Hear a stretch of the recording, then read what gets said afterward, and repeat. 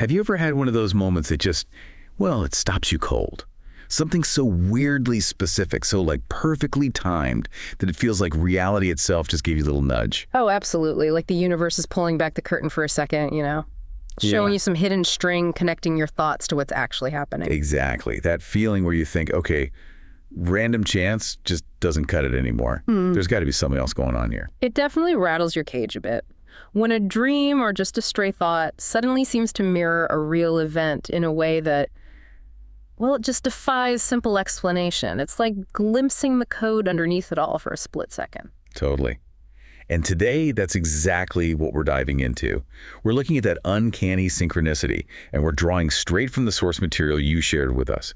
We've got these detailed notes covering not just one, but two completely separate, really eerie accounts of coincidence. That's right. And these aren't just like vague feelings or hunches the source mentions. These are specific stories, narratives.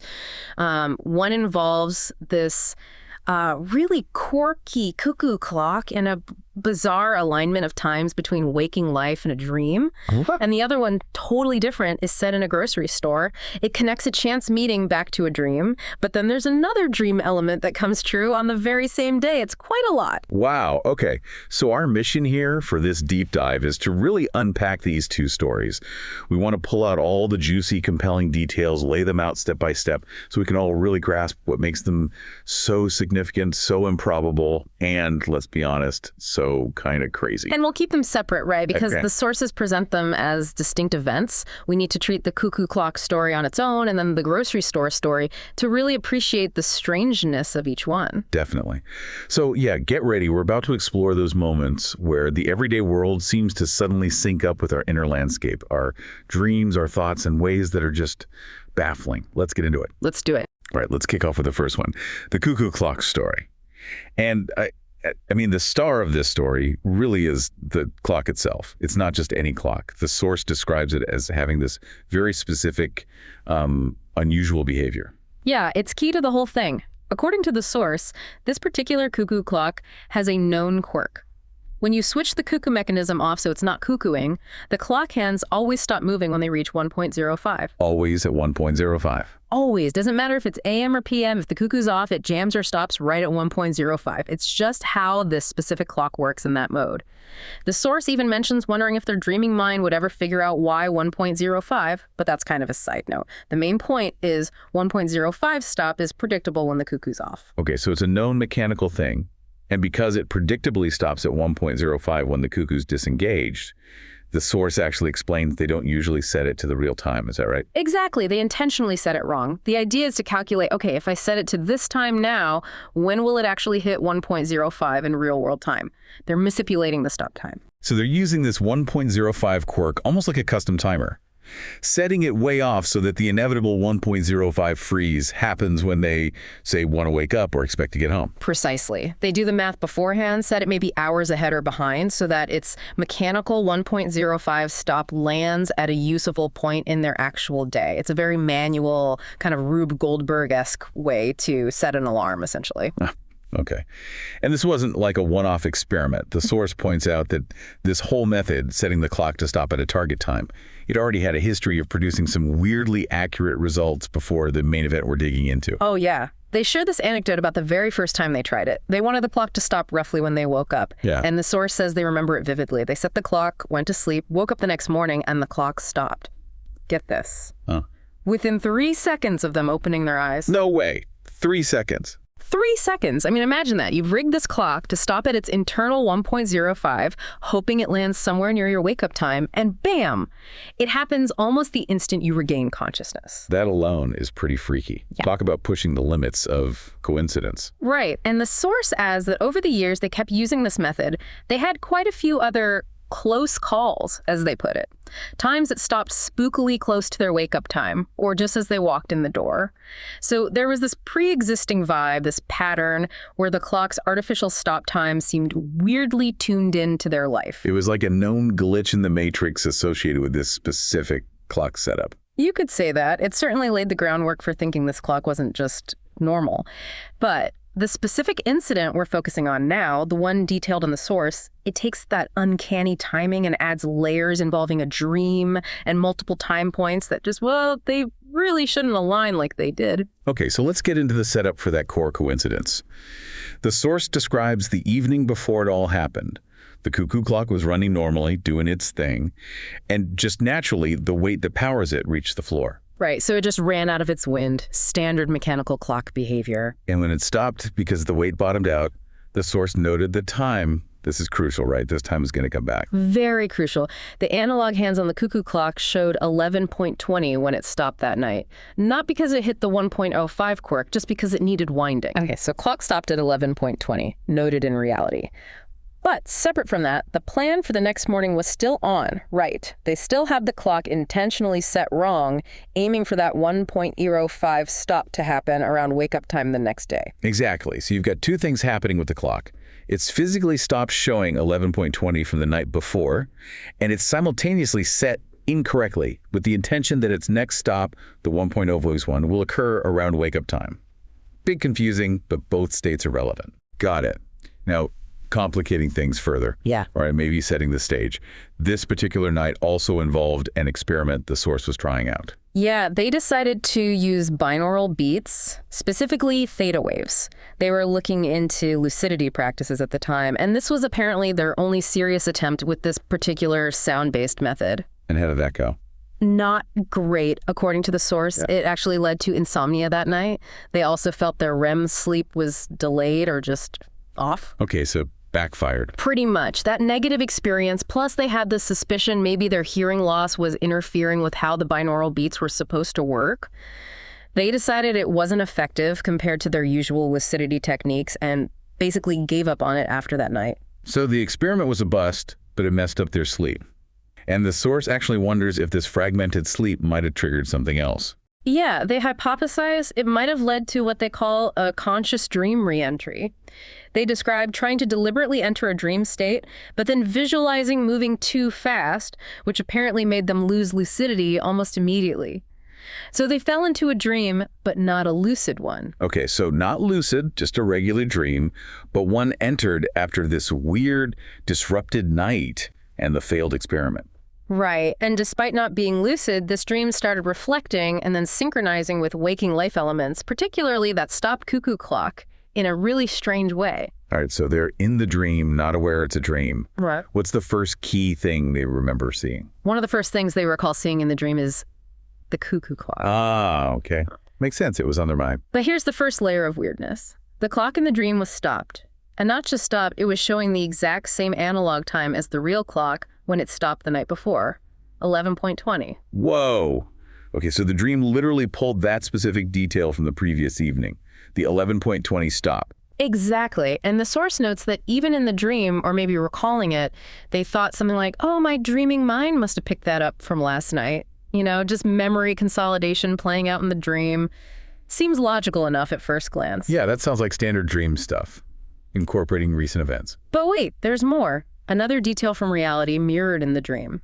The weight on the dream clock was also on the floor, just like the real one was when it stopped at 11:20. Okay, so a very faithful reproduction of the clock's state from the night before. Still feels like memory, maybe. Possibly. But then another time element enters the dream scene. The source describes looking at a digital alarm clock within the dream. Ah, okay. So we have the analog cuckoo clock at 11.20 in the dream, and now a digital clock also appears in the dream. Yes, and this is the absolute kicker. The source clearly remembers that at the exact moment they saw the dream cuckoo clock stopped at 11.20. The digital alarm clock in the dream read 7.05. Hold on. So inside the dream, analog clock stopped at 11.20, digital clock reads 7.05.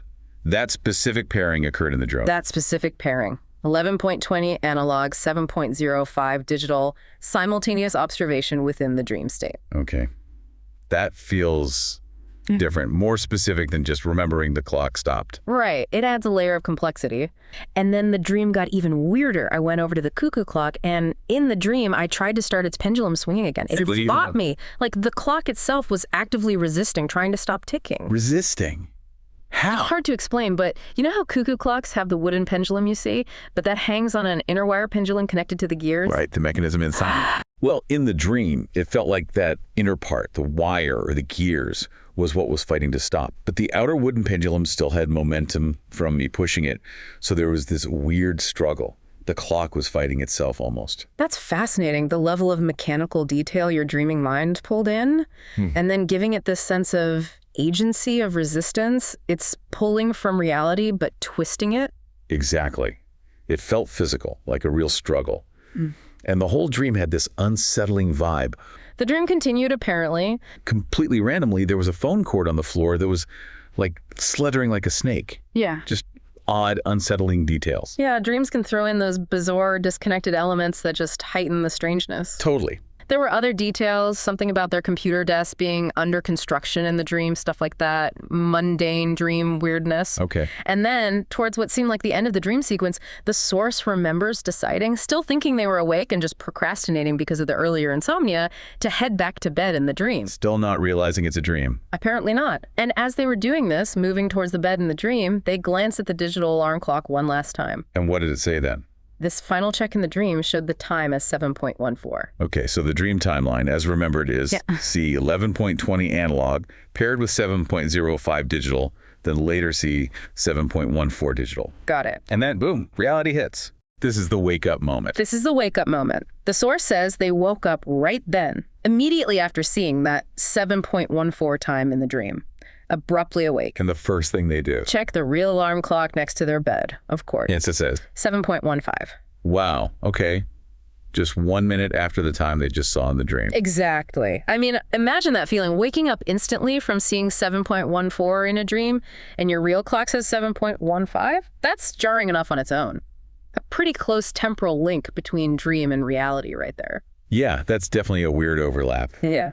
But the story doesn't stop there, does it? Yeah. Because they start thinking about the other time pair from the dream. Right. That 7.14, near miss is startling, but their mind goes back to the earlier moment in the dream. The 7.05 on the digital clock when the analog clock showed 11.20 in the dream. And they start wondering, could that 7.05 dream time actually mean something in the real world? It wasn't just random dream numbers. Precisely. So about 5 minutes after waking up, so it's around 7:20 a.m. now, in real time they start doing a calculation. They need to figure out where the real cuckoo clock's hands were pointed at the exact moment they woke up, at 7:14 a.m. Remember, that clock was set incorrectly, ticking towards its 1.05 stop. Okay, so how did they figure that out? They look at the real cuckoo clock right then, around 7:20 a.m. It's showing, let's say, roughly 11.35 or 11.36 on its dial. Knowing how fast the clock runs when set this way, they can work backward. If it was at 11.3536 at 7 a.m., then 5 minutes earlier at 7:15 a.m., the moment they woke up, the real cuckoo clock must have been showing approximately 11:30. Okay, so we've established at 7:15 a.m. real time, wake-up time, the real cuckoo clock phase showed 11:30. Now connect that back to the dream. This is the mind-blowing part. Recall the dream. Analog clock, 11:20 in the dream, when the digital clock in the dream showed 7.05. Now look at the real clock state. It was at 11:30 at 7:15 a.m. So if the real clock was at 11:30 at 7.5 a.m. real time, when would it have been at 11:20? That's 10 minutes earlier on the clock face, which means 10 minutes earlier in real time. So 10 minutes before 7.15 a.m. 7.05 a.m. Get out. No. Yes. At 7.05 a.m. in real life, that morning, the real cuckoo clock, moving along its incorrectly set path towards its 1.05 stop, would have been showing exactly 11.20 on its face. So the pairing he saw in the dream, 11.2 analog, 7.05 digital, perfectly matched the real-world state exactly 12 hours after the dream observation. The real clock showed 11.20 at the real time of 7.05 a.m. That's the astonishing discovery. Let's just restate it to be super clear. The 11:20 stop detail from the previous night repeated in the dream. Okay, interesting memory echo. But the specific digital time, 7.05, seen alongside that 11.20 in the dream, turned out to be the exact real-world time, 7.05 a.m., when the physical cuckoo clock also happened to be pointing at 11:20 in reality 12 hours later. That's staggering. The dream didn't just replay a past event. It contained a time pairing that precisely mirrored a future real-world state 12 hours later, based on the clock's own calculated trajectory. The source's own reaction says it all. Mind-blowing enough, they write. and basically parallel with the real world exactly 12 hours later. The odds feel astronomical. The digital time seen in the dream wasn't random. It was the exact real time when the real clock hit the same analog mark seen in the dream. My head hurts trying to process the layers there. Reality, dream, past event, future alignment. Wow. And just when you think it can't get any weirder, the source throws in one final possibility, an extra layer that makes it even spookier. Come on, what else? They think back to the original stop, when the clock stopped at 11:20 the night before because the weight hit the floor. Considering when they likely noticed it had stopped, they realize there's a slight chance, as they phrase it, that the real digital time when the clock first stopped at 11:20 the previous evening might actually have been 7:05 p.m. You're kidding. Yeah. So the 11.20, 7.05 pairing might have existed at the initial event, too. It's a possibility they raise. Think about it. If that's true, you'd have the 11.20 analog, 7.05 digital pairing existing across 3 points in time. One, the original physical stop in reality, possibly 7.05 p.m. real time. Two, the specific moment observed within the dream, 7.05 a.m. dream time. Three, the real-world time alignment 12 hours after the dream, 7.05 a.m. real time. That's, okay, that is genuinely mind-bending. A potential 24-hour, 3-point synchronicity involving a real event, a dream observation, and a calculated future alignment. No wonder the source said that possibility really shook my mind up for quite a while. They literally asked, if this is not deja vu, what is? They marvel at how the dream's digital time, 7.05, lined up with the clock's real position, 11.3, at that exact real time, 7.05 a.m., which happened purely because of the math needed for its later 1.05 stop. The original 11-point core stop was almost incidental, yet it became the anchor for this whole cascade. So let's just recap the core craziness of the cuckoo clock. Known clock quirk. History of uncanny stops. Stops at 11.20 one night. That 11.20 appears in a dream, paired specifically with the digital time, 7.05. Wakes up at 7.15, 1 minute off dream 7.14. Calculates that at 7.45 a.m. real time, the real clock was indeed at 11:20. A perfect match across dream and reality 12 hours apart. Yeah. And the bonus possibility, the original 11.20 stop might have also occurred at 7.05 p.m. It's like a temporal Mobius strip. It's an incredibly intricate web of connections, very specific, very layered, and very, very hard to just wave away as pure chance. It really makes you wonder about time, consciousness, how these things interact. Absolutely. Okay. Well, let's maybe take a breath from the cuckoo clock's temporal gymnastics, because the sources give us a completely separate story, equally striking, but in a different way. Let's switch gears entirely to the grocery store incident. Right. Totally different scenario, different kind of coincidence. This one, as you said, is less about precise time calculation and more about dream location prediction and, well, other things happening on the same day. So, setting the scene for this second account. Now, let's shift gears dramatically, because the second story you shared, as you highlighted, feels quite different in its nature, even though it also involves dreams and timing. Yeah, this next story involves a social connection, a friend, and what feels like a more direct intersection of a dream with future reality, plus some incredibly sharp timing. Right.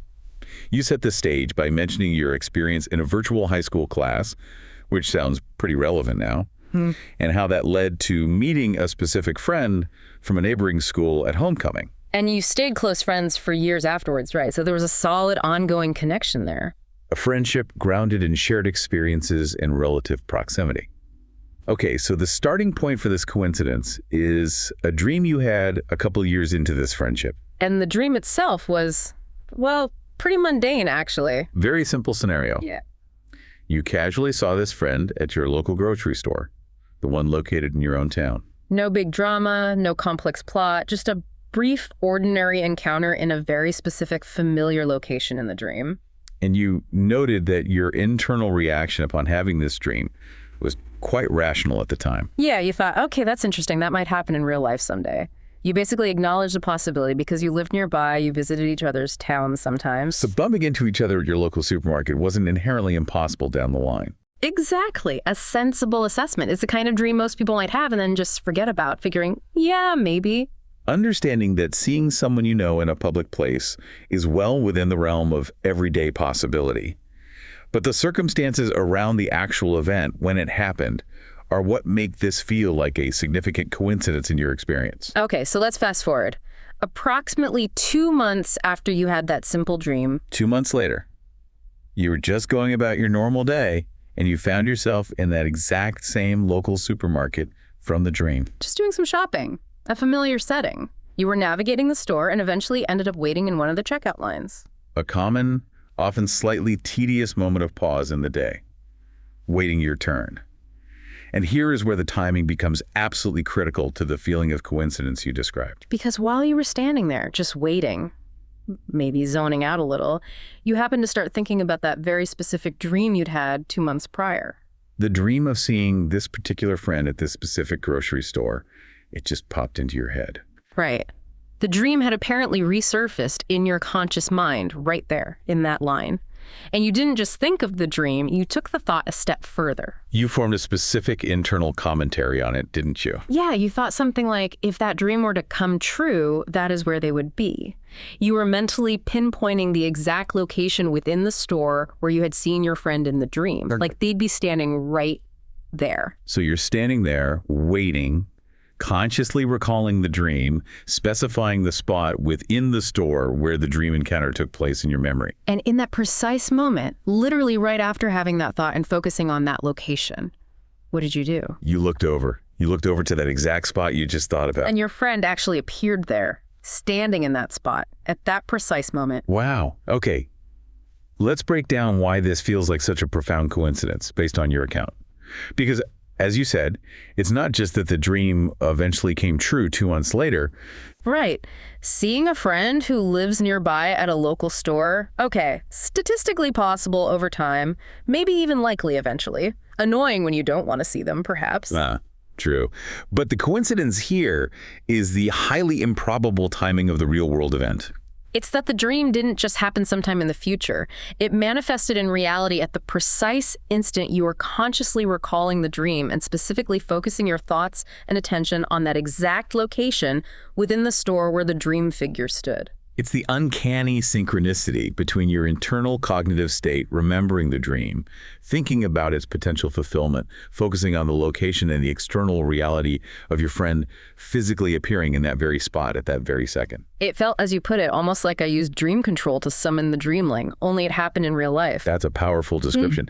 And your friend's reaction apparently underscored how unusual the timing felt to both of you. You said they called it absolutely crazy. Yeah. Which suggests it wasn't just your internal perception. The sheer timing felt off or remarkable to them, too, once you explained why you were staring, presumably. It really felt like a moment where your thought and external reality intersected in an extraordinary, immediate way. Like the thought almost pulled the event into being, or at least coincided perfectly with it. And you added another detail that really emphasizes the uniqueness of this specific encounter over the long term, didn't you? Yes. You noted that in the 7 or 8 years since this happened, you've never randomly run into this friend in public again. Not at that store, not anywhere else. So this particular appearance at that particular moment, timed perfectly with your thought, seems to be a totally singular event in your shared history. Which makes its coincidence with your conscious thought about the dream and the location at that second feel even more striking, more anomalous. It wasn't just one instance of a pattern, it was the only instance, and it happened right then. That lack of subsequent random encounters really lends weight to the idea that this single instance wasn't just probability playing out eventually, but that the timing of this specific appearance felt highly unusual, especially in relation to your state of mind at that exact second. Okay, so that's already a pretty compelling coincidence on its own, the thought-timed manifestation. But wait. The story of this specific day gets even more layers, right? It does, adding to the feeling of a cluster of synchronicity around this period for you. You mentioned you had been experiencing a different, entirely unrelated recurring dream for over a year. Yeah, a completely separate dream theme. This one was specifically about a particular light bulb burning out in a fixture in your basement. And you specified it was a fixture with 2 bulbs, and the recurring dream was always about this specific one of the 2 bulbs failing. Okay, a recurring dream about a specific light bulb burning out. Annoying dream, maybe. Perhaps. But here's the additional uncanny detail you shared.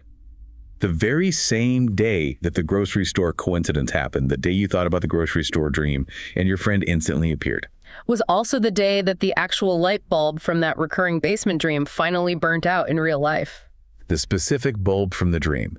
You noted that other bulbs had burnt out in that fixture before, so the dream wasn't predicting the first failure. No, it was predicting the failure of the particular bulb that had been the focus of your repeated dream for over a year.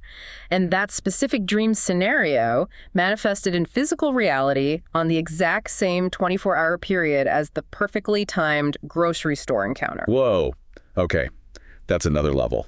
You also mentioned that this particular day felt significant for other reasons, noting it was the day after your brother's birthday, just another detail anchoring that specific date. And you also placed this whole period relative to the cuckoo clock incident we discussed earlier, saying this grocery store light bulb day was maybe around 6 months before or after the clock event. Yeah. Suggesting it was part of a broader time frame where unusual things seem to be happening for you. Right. So this light bulb detail, while completely unrelated in content to the grocery store dream, adds another compelling layer to the events of that specific day. It wasn't just one dream-to-reality alignment. It was potentially two separate, distinct dream themes manifesting in the physical world on the very same day, experienced by you. That undeniably creates the impression of a concentration or a clustering of seemingly coincidental events happening for you on that particular Tuesday or whatever day it was. It raises questions, doesn't it? Is it just our pattern-seeking minds working overtime, noticing the hits on the same day and connecting them because they happened close together, the clustering illusion? Or do unusual events sometimes genuinely happen in conjunction, based purely on your account, experiencing two separate dream-related outcomes on the same day, one of which involved that uncanny timing tied to a conscious thought? Well, it certainly feels statistically remarkable. It feels like more than just random noise hitting the same spot. So we've delved into both of these fascinating stories you shared now. The incredibly complex, multi-layered temporal alignment of the cuckoo clock incident, requiring calculation after the fact to even reveal its full precision. And the more direct, almost predictive feeling nature of the grocery store encounter, marked by its uncanny timing coinciding with your conscious thought, and then layered again with a second, unrelated dream manifesting on the same day. They're both powerful stories. Now, let's explicitly compare and contrast these two experiences because, as you pointed out yourself, they feel very different, even though both fall under your umbrella of amazing personal coincidences involving dreams and strange timing. Yeah, they definitely have different flavors, don't they? Absolutely. Their fundamental mechanics and the nature of the alignment feel quite distinct when you put them side by side. Okay, so the cuckoo clock coincidence was, well, it was intricate.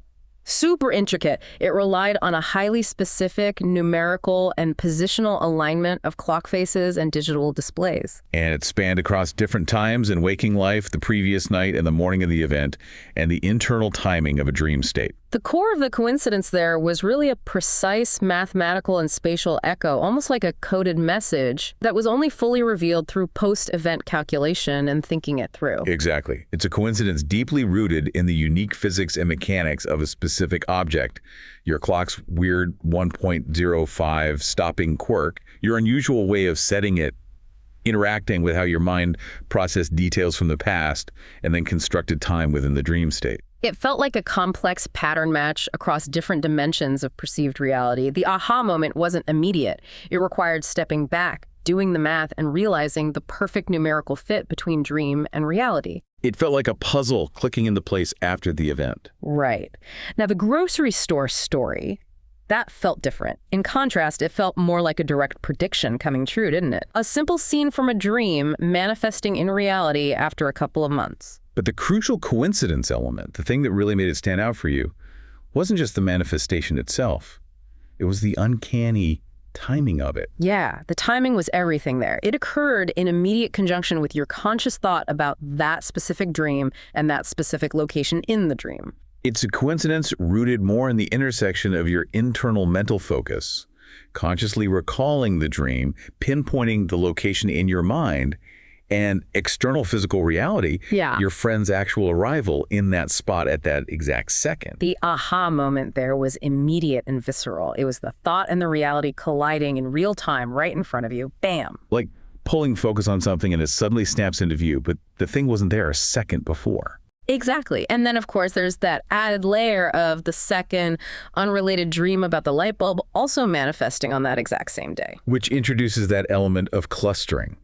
The statistical unlikelihood, perhaps, of two separate dream themes resolving into reality on the same 24-hour period, adding another dimension of improbability to that day's events for you. So, yeah, very different mechanisms. Cuckoo clock, layered, numerically precise temporal and spatial alignment across realities revealed by calculation. Grocery store. Immediate timing of a seemingly predictive manifestation aligning with conscious thought, plus a clustering of unrelated dream outcomes on the same day. They both involve dreams and striking timing, yes, but the type of strange alignment, the way the coincidence unfolds and feels, is fundamentally different in each case. Agreed. What they clearly share, though, is that feeling. The feeling of events aligning with such specificity and timing that it feels deeply personally significant and statistically improbable.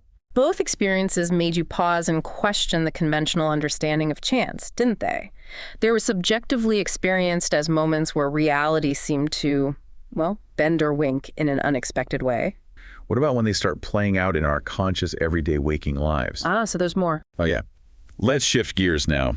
This one involves bizarrely consistent social encounters. Okay. It's a pattern of mistaken identity that leads, almost predictably, to an actual encounter. Mistaken identity leading to a real encounter. How does that work? Well, this isn't a one-off for them. It's this recurring thing where they think they see a friend, catch a glimpse of someone who looks like them or their car, realize, oh, wait, no, that's not them. But then very shortly after, like minutes later sometimes, they actually do see that friend for real. Huh. Like the false sighting is a warning signal. A preview. Kind of. It's like a glitch in their personal reality matrix, as they put it. This consistent pattern is highly unusual. It really warrants a closer look because it challenges how we think random events unfold. It does feel like the misperception is a kind of ping or pre-echo of something imminent. Exactly. How do you even start to conceptualize that? Is it heightened intuition or something genuinely challenging our linear cause and effect thinking? Good question. Let's get into the specifics. Okay, let's dive into some detailed examples from their waking life. First, there's what they call the gas station cemetery scenario, a really vivid memory. Okay. They described driving home from school one time, right after getting gas. As they were pulling out, they distinctly thought they saw a specific friend driving their familiar vehicle nearby. That immediate jolt of recognition, Yep, happens all the time. Yeah. But usually ends there. Right. But then on closer look, maybe they saw a different passenger or some small detail. They realized, nope, wasn't them. A moment of disappointment, maybe, followed by this sudden, intense feeling. Oh, here comes the pattern. Exactly. Immediately after realizing it wasn't their friend, the listener suddenly got this strange, strong premonition, almost a certainty. That they would see the friend. Yes. That they would see that friend for real very soon. And this feeling wasn't just random. It was based on this pattern they'd already noticed. If they have the false sighting, the real one is coming. So it's like a subconscious recognition. Oh, this setup just occurred, therefore the next step is likely? Pretty much. And it gets even more specific, adding to the uncanniness. They even had an intuitive feeling about where it would happen. Really? Where? Specifically, by the cemetery area along their route home. Okay, that's adding another layer of detail. Said, sure enough, within about 5 minutes of driving home, there the friend was, driving in the opposite lane exactly by the cemetery. Wow. And they saw each other. They waved, a brief but undeniable confirmation. And to really nail it down, the very next day at school, when they started chatting, the first thing the friend brought up was seeing the listener driving by the cemetery the day before. It's external validation. It wasn't just the listener's perception. Exactly. The universe or whatever, providing proof. The consistency is remarkable. Is there another example? Yep.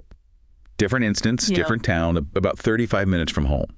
So not geographically limited. Okay. They were riding to a restaurant, saw a vehicle, blue Ford truck, covered back, looked just like another friend's truck. Uh-huh. Same setup. But again, clearer view, oops, not them, someone else with a similar truck. Yeah. Initial flash, then correction. And did the premonition kick in? Immediately. Yeah. The listener's mind went right to this recurring phenomena. They actively pondered, okay, is it going to happen? Will I see this friend for real now?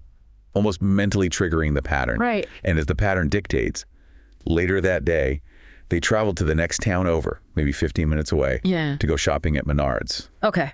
Menards, Midwest staple. Yeah. And what happened? Sure enough, there was their friend's truck parked near them. No way. The actual friend. The actual friend's truck, and the friend was presumably inside shopping. But wait, there's more. Oh. As an added bonus coincidence, another mutual close friend was also there at the same Menards. Okay, now it's getting crowded with coincidences. Right. Later, the listener told the closer friend about the whole weird mistaken truck thing. And that friend confirmed they had also seen the first friend, the one with the truck, in the previous town earlier that day. So another layer of external confirmation tying it all together. Exactly. It just keeps reinforcing the pattern. This type of detailed recounting with confirmations really pushes it beyond just anecdote. It's a repeated, observable loop for this person. It really does make you question intuition versus something else. Are they picking up subtle cues? Or is perception itself glitching? And it doesn't always require seeing the person directly. There's another Menards story. Okay. This time, the listener was just walking into Menards, and they had this fleeting thought, just pondering, I wonder if a different friend ever comes here. I wonder if I might run into them. Just a casual thought. We all have those thoughts. But right at that moment, like instantly, they saw a vehicle that looked exactly like that friend's, and they could immediately confirm it was their friend's vehicle. How? Because of its unique, recognizable license plate. Definitive proof. Right. So even though they didn't see the friend face to face, the vehicle's presence, confirmed by the unique plate, right after the thought.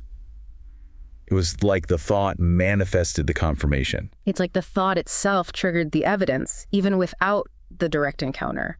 That highlights the subtlety, doesn't it? Less a grand premonition, more an instant validation of an internal query, maybe a heightened awareness, or just a really efficient pattern matching system. Could be. And this isn't just a few isolated incidents. Our listener stresses they've had plenty of times, especially during school and college, where they thought they saw a friend, wasn't them, but then within a couple of minutes, usually, boom, they did see that friend for real. So it became almost commonplace for them. Yeah, they've grown accustomed to it. They often recognize when it's likely to happen and are sort of on the lookout for the real encounter, treating it like a predictable, if strange, part of their day. That anticipation is key.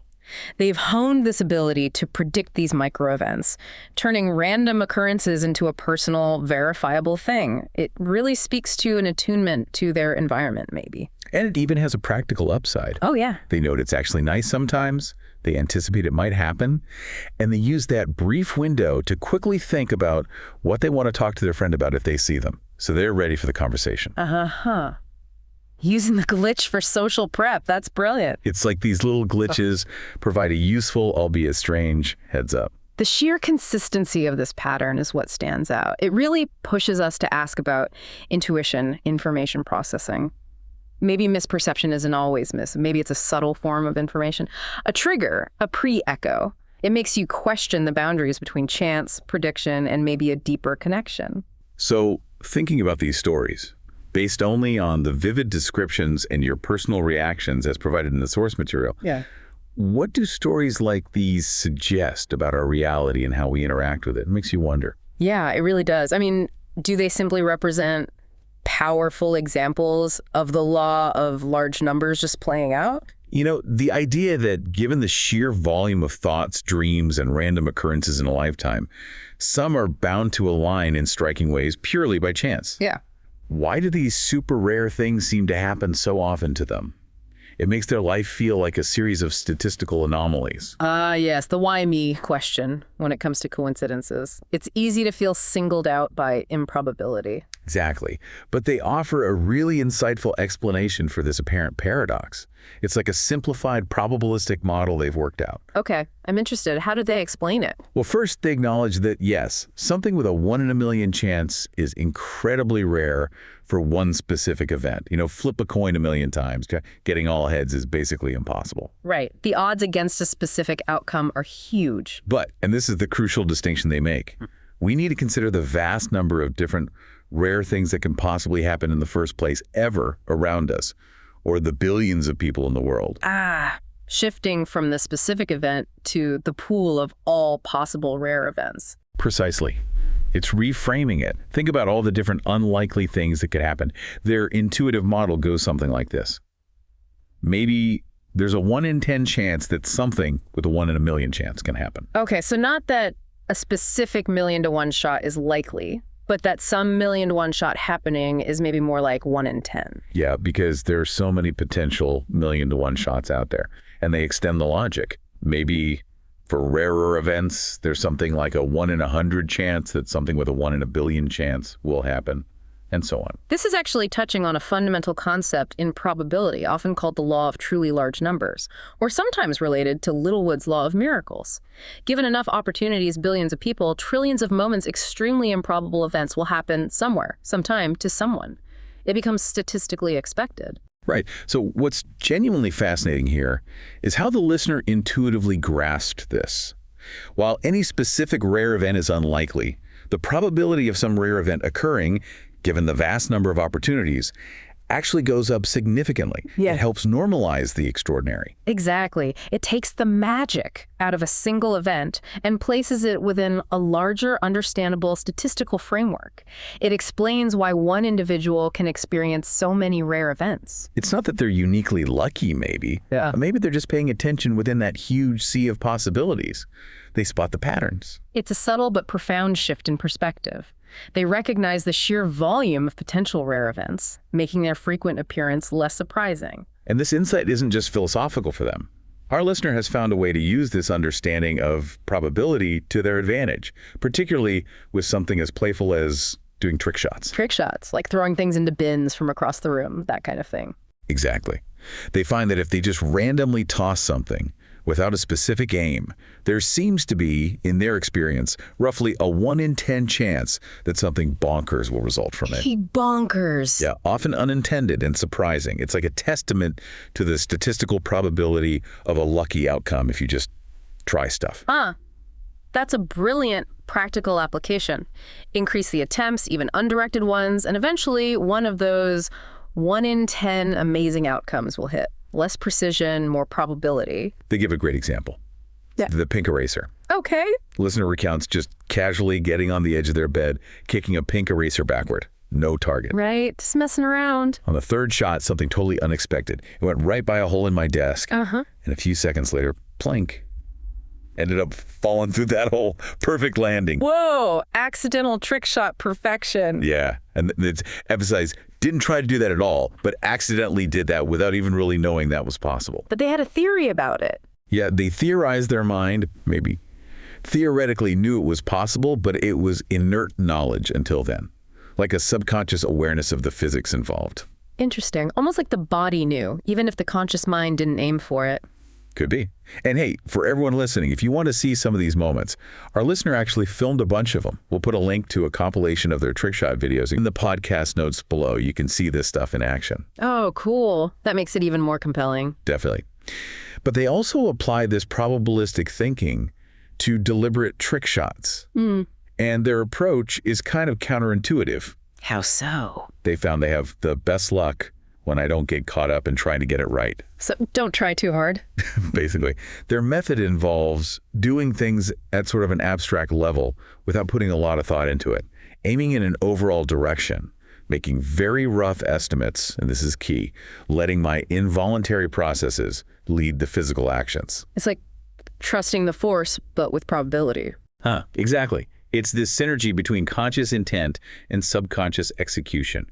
By not over-intellectualizing, not trying to force it, it's like the body taps into a more efficient, maybe more lucky way of interacting with the world. And it increases the sample size for those 1 in 10 moments by reducing the effort and time per attempt. Precisely. Their rationale is simple. Less thought per attempt equals far less time. Less time means way more attempts in a shorter period. And more attempts equals increased odds of success, statistically. Yes, they acknowledge luck of the draw is still a huge factor, but by letting the involuntary mind and body processes take over, they're effectively harnessing that randomness, letting it work for them. It's strategy mixed with surrender. It makes a weird kind of sense. Do they have examples of these deliberate shots? Oh yeah, specific examples that show how well it works, like tossing a pen across the room into a pen holder. On film, it took them just 9 tries, which is just over a minute. 9 tries. That's pretty quick for something like that. Right. They note it's not all that usual for something like this to happen so quickly. Shows the efficiency. And yep, that one's in the compilation in the podcast notes below too. I gotta check out that video later. Another one. Tossing a face mask onto a hook on camera. Only 10 attempts. Again, very fast. Very fast. Also, the compilation in the notes, and maybe the most impressive one, showing incredible body control. The foot kick pen trick. Foot kick pen. What's that? They toss a pen from their hand, purposely miscatching it, then effortlessly kick it back up with my foot back into my hand. Whoa. Like a hacky sack move with a pen? Kind of. And they said this only took a couple of tries within a minute or so. That sounds ridiculously hard, and only a couple of tries. Makes it seem almost magical. And yes, you guessed it, that one's also in the compilation link. These examples really nail down how they're actively engaging with probability, whether it's accidental discovery or deliberate practice using this relaxed, high-attempt method. It's fascinating how the odds tie into both kinds of trick shots. It's a consistent philosophy. It really is. And maybe we're just naturally prone to remembering the hits, the really weird ones, and forgetting all the times our dreams meant nothing or our thoughts didn't manifest because of confirmation bias. That's always the standard rational explanation, and it's important to keep in mind, absolutely, for any discussion of coincidence. But the intricate, layered precision of that cuckoo clock alignment requiring specific calculations and involving unique object mechanics. Or the specific immediate conjunction of thought and event in the grocery store story, especially combined with a light bulb layer happening the same day. They do feel like they present a compelling challenge to a purely dismissive, it's just random chance and selective memory explanation, at least in these specific instances as you described them. They feel too tailored, too precise. Could dreams sometimes process information or maybe pick up on subtle unconscious cues from our environment that we aren't aware of in ways we don't fully understand, leading to apparent predictions or uncanny reflections of reality? Maybe. Or, as the grocery store story might imply, could there be moments where our conscious attention, our focus, or our thoughts, particularly when directed very specifically at a possibility or a location, somehow align with external events in ways that feel more than random? Is there some kind of interaction we don't grasp? It certainly felt that way to you in that moment, like your thoughts summoned the reality. And ultimately, how do we truly define coincidence when things get this weird? Is it purely a statistical concept measuring improbability? Or does the subjective experience of uncanny timing in specific detail, especially when it's linked so closely to our internal states like dreams or conscious thoughts, mean something more? Something about our connection to the fabric of reality, perhaps? These stories, as you've shared them, they really push us to the edges of our understanding, don't they? They force us to consider the deeply personal, sometimes maybe unsettling, experience of moments where chance just seems to wink at us. It's fascinating territory. Two distinct, highly improbable dream-to-reality manifestations converging on a single day. It really does pile coincidence upon coincidence. It makes you wonder if some days are just thin places or something, where the veil between inner and outer worlds is just weaker. I don't know. It's wild. It certainly prompts those kinds of thoughts, doesn't it? Okay, so we've gone through both of these really extraordinary accounts from the source material. First, that incredibly intricate cuckoo clock timing sync, spanning reality, a past event, a dream, and a future calculated alignment, maybe even across 24 hours. Yeah, with its layers of 11.20 and 7.05 pairings across different states. And then the second story, the grocery store day. That layered coincidence of the dream-predicted encounter happening instantly upon recall, unique in years of acquaintance, combined with a completely separate recurring dream about the light bulb finally manifesting physically on that very same day. And just to reiterate, these details, the times, the locations, the sequences, they come directly from the source narratives provided. We're just laying out what was described as experienced. Absolutely. And as we noted, they are very different kinds of stories, aren't they? The clock is all about almost mathematical precision and timing, crossing between states. Right, it feels analytical in a weird way. Whereas the grocery store story feels more maybe instantaneous, predictive, and involves the convergence of unrelated synchronistic events on one day. But the common thread, which the source material explicitly points out for both, is that feeling, that whoa moment, that sense of deja vu or just sheer craziness, the feeling that something profound and inexplicable just happened. Definitely. Both stories feature these incredibly striking, highly specific links between dreams, whether a single unique dream or a recurring one, and subsequent real-life events that just seem to defy simple, random chance. These are the kinds of personal experiences that, they stick with a person. They make you stop and really question, well, everything. They're not your average, everyday, forgettable coincidence.